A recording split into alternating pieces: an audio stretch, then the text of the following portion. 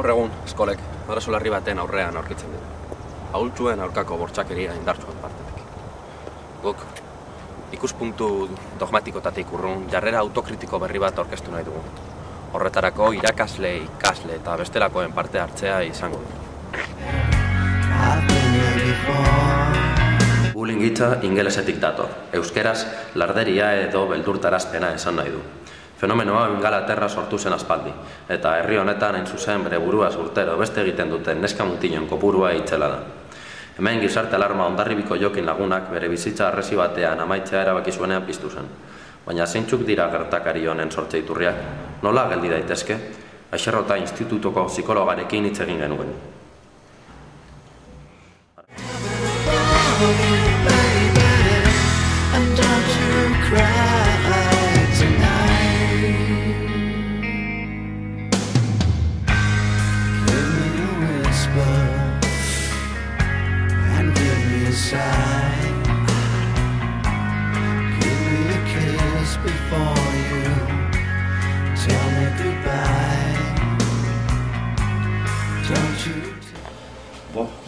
Sortziturria izan daiteke bakarrik elkarbizitza. Elkarrekin egotean, egunero, badituzue mila ez daite baldintza edo mila posibilitate batek beste batekin bazartzeko edo tratu txarrak izateko.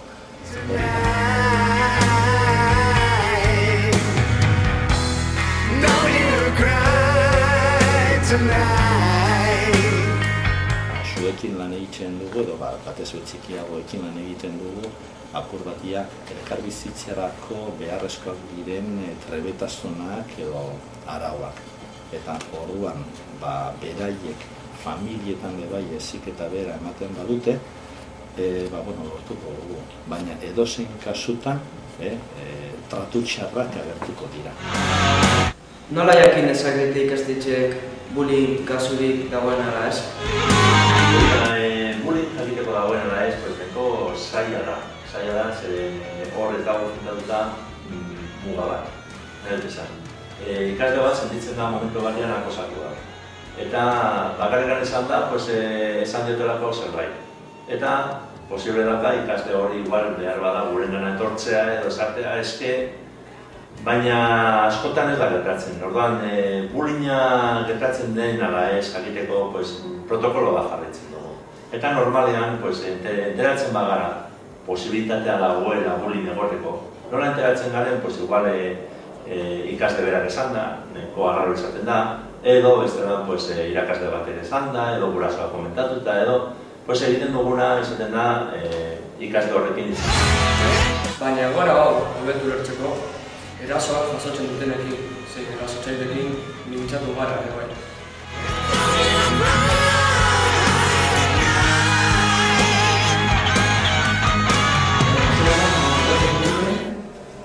Eta gero nirenekin eta gauzakin hasi ziren, eta gero lapurretekin eta gauza egiten dago izateke.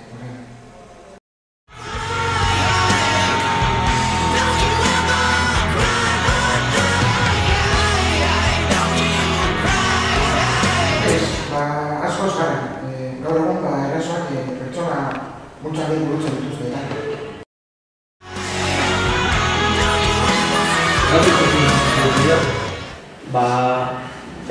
Pringau hutsak dira eta txarto hitz egiten didat eta orduan jotzen dira. Baina hori ez da arrazoi bat?